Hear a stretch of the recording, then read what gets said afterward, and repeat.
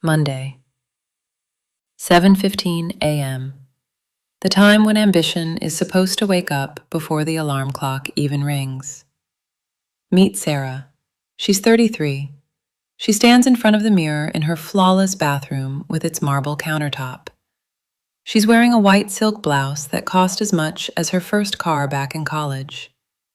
Sarah fastens the cuff button and looks at her reflection. Today is her day. The C day, career. In 3 hours, at the all-hands meeting, they will announce that Sarah is no longer just a senior analyst. She's now head of department. She's been working toward this for 5 years. 5 years without vacations, lunches at her desk, emails answered at 2 a.m. She's supposed to be glowing. She's supposed to be rehearsing her victory smile. Sarah stretches her lips into a smile. And then something strange happens. Her hands start trembling. A faint, nasty, unstoppable tremor.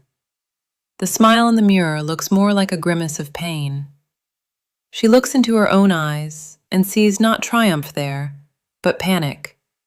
The panic of a hostage who's just been told their sentence has been extended another 10 years. "Come on, Sarah, pull yourself together," she whispers to her reflection. "This is what you wanted. You won." But her stomach twists into a tight knot. She leans over the sink, splashes ice-cold water on her face to wash the fear away. Water runs down her chin and drips onto the expensive silk. A stain. Damn it. Welcome to the life that every single one of her Instagram followers envies. Sarah walks into the kitchen. It smells of freshly brewed coffee and expensive living. A spacious apartment in a good neighborhood, floor-to-ceiling windows, a view of the business district. Mark is sitting at the table, her fiancé. Mark is perfect. No irony intended. He's a lawyer at a stable firm. He runs marathons. He remembers that her mother is allergic to nuts. They've been together 4 years. "Good morning, champ." Mark smiles without looking up from his tablet. "I made you a smoothie. Green, just how you like it. Oh, and I picked up your dry cleaning." "Thanks," Sarah says. Her voice sounds muffled, distant. She looks at Mark. He's as reliable as a Swiss bank. With him, there are never surprises. He'll never drink away a paycheck, never disappear for a week, never throw a jealous scene. He's solid ground. "I'm happy," Sarah thinks, taking a sip of the tasteless green sludge. "I have everything millions of women dream of. A caring man, a career, money." Then why, every morning when she opens her eyes, does it feel like a concrete slab is crushing her chest? Sarah calls it stress or imposter syndrome. She comes up with dozens of explanations. Everyone gets tired. Work isn't supposed to bring joy, it's supposed to bring income. We're adults. Passion is for teenagers and Netflix movies. We have partnership. We have a plan. Wedding in the spring, house in the suburbs in a year, 2 kids, and a retriever. She finishes the smoothie, kisses Mark on the cheek, dry, warm skin, 0 electricity, and leaves the apartment. She gets into a taxi. The car glides smoothly through the streets. Sarah looks out the window at people rushing to their days. She notices a girl with a huge tube slung over her back. An art school student, maybe, or an architect. The girl's hair is messy. There's a paint stain on her coat. She's eating a sandwich on the go. A sharp, burning wave of envy stabs Sarah. 10 years ago, Sarah used to draw too. She dreamed of designing houses, creating spaces where people would feel good. But her mother said, "Architects starve, Sarah. Go into finance. Numbers don't lie." And Sarah went into numbers. She betrayed the girl with the tube for the sake of the woman in the silk blouse. "At least now I can buy any tube I want," and the entire art supply store. She tries to comfort herself, opening her work email. But she doesn't buy anything. She just rides to the office to spend the next 12 hours moving millions of dollars from one Excel cell to another. Part 2. The Anatomy of Self-Betrayal. Wednesday, midday.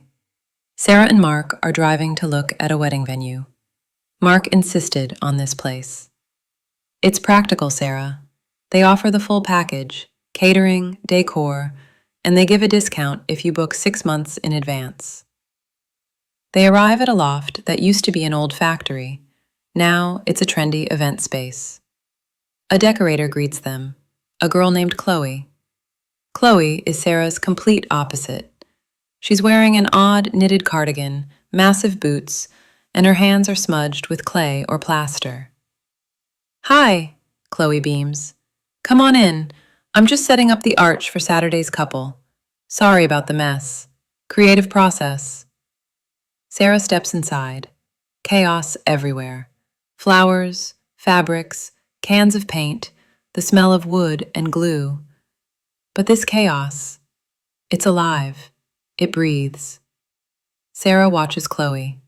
Chloe talks about concepts, waves her arms, laughs. There's fire in her eyes. Real, hungry fire. The fire of someone who truly loves what they do. Sarah recognizes that look. She saw it in her own mirror, 10 years ago. "So what do you do?" Chloe asks, turning to Sarah.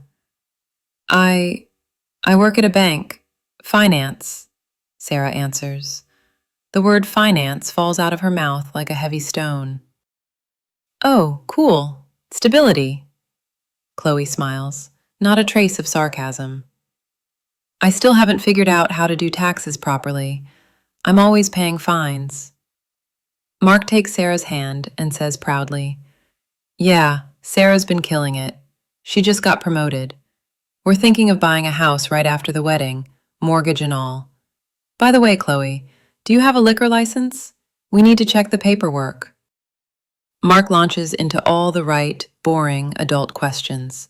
Insurance, fire safety, parking. And Sarah stands there, staring at a can of blue paint. She wants to walk over, plunge her hands in, up to the elbows, and wipe them all over her beige cashmere skirt. She wants to shatter this sterile perfection. When they get back to the car, Sarah is silent. "Great spot, right?" Mark says, buckling his seatbelt. "And the price is reasonable." Chloe's a bit scatterbrained, typical creative type, but the paperwork seems fine. "Mark," Sarah says quietly.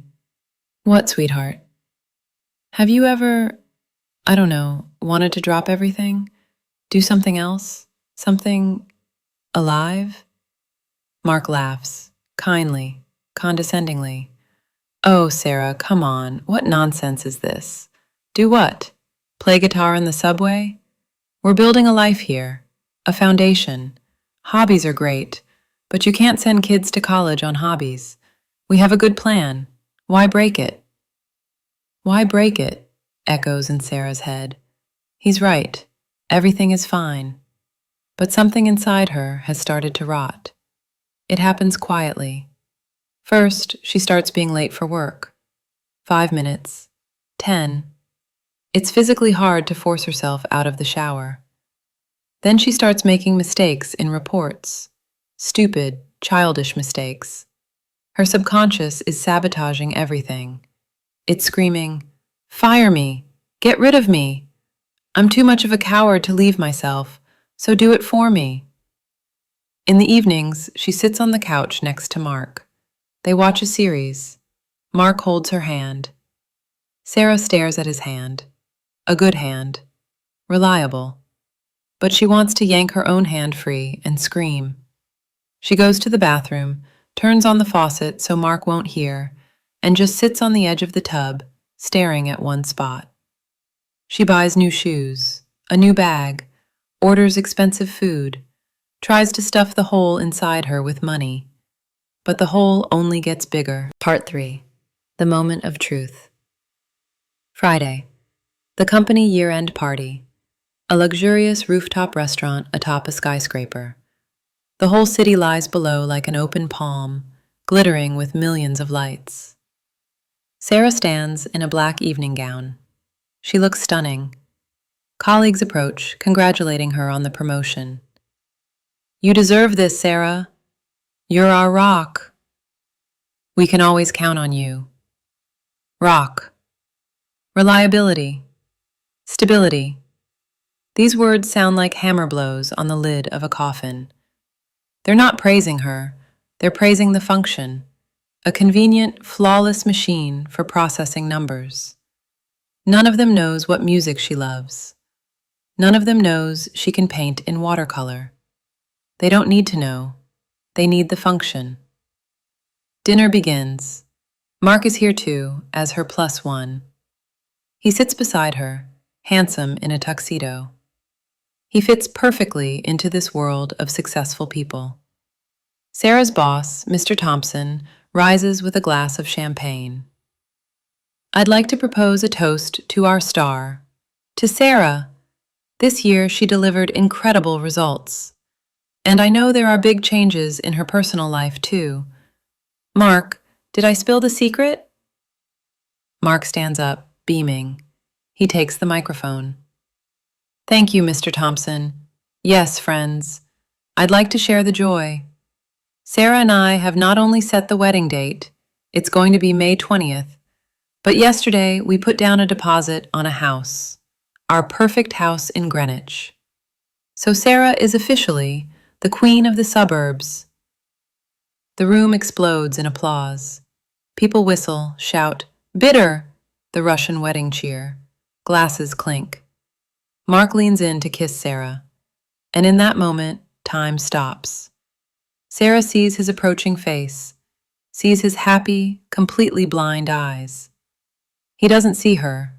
He sees the picture. He sees wife, partner, mistress of the house in Greenwich. Nausea rises in her throat. Physical, unbearable nausea. Sarah jerks back sharply. "Sorry, I'll be right back." She jumps up from her chair, nearly knocking over her wine glass. Red wine spreads across the white tablecloth like blood. "Sarah, are you okay?" Mark's voice sounds worried, but she's already gone. She runs to the restroom, bursts into a stall, locks the door, presses her forehead against the cold tile. Breathe, just breathe. From the hall comes muffled music and laughter. They're celebrating there, celebrating her death. If she goes back now, if she smiles and accepts the congratulations, Sarah will die. All that will remain is Mrs. Stability. She'll move into a house she hates, have children to fill the void, and in 20 years, she'll either jump out a window or drink herself to death on her perfect kitchen floor. Sarah looks at her hand. On her ring finger sparkles a diamond engagement ring. It's beautiful, expensive, correct. But right now it weighs a ton. It squeezes her finger, stopping the blood flow. Slowly, with effort, Sarah pulls the ring off. A white mark remains on her skin, the trace of something that was too small for her. She understands. It's not Mark who's wrong. Mark is wonderful. It's not the job that's bad. It's just not her life. She put on someone else's coat, and it's suffocating her. She chose safety over happiness. She chose to be as one should, instead of to be herself. Part 4. The Right to Escape. Sarah doesn't go back to the hall. She slips out through the back door, through the kitchen that smells of fried onions and cleaning chemicals. Waiters glance in surprise at the woman in an evening gown, walking past trash bins toward the exit. She steps outside. November wind hits her in the face, cutting to the bone. She left her coat in the cloakroom. But she's not cold. For the first time in 5 years, she feels warm. She sits down on the cold concrete curb, takes off her uncomfortable high heels, sets them beside her. bare feet on the asphalt.